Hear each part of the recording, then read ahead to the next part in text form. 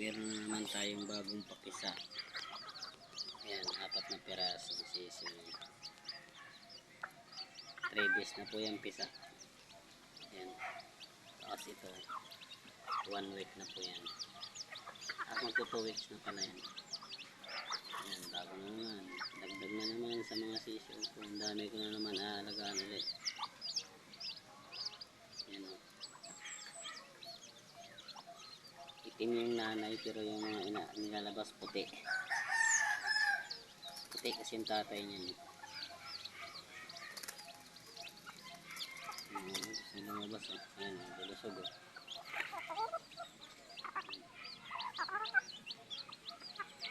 Ayan.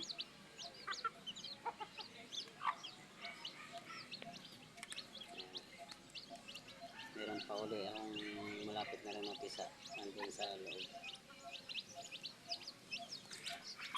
Nakikisali yung mga kakawala ko. Ayan.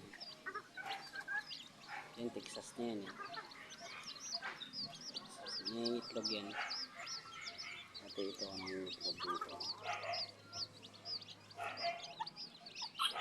5 yan ang itim ko eh. Namatay lang yung isa. Hindi ko alam bakit namatay. Nalaglag siguro yun.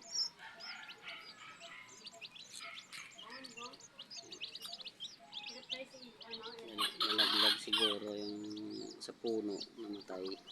Isa parang sinyaw.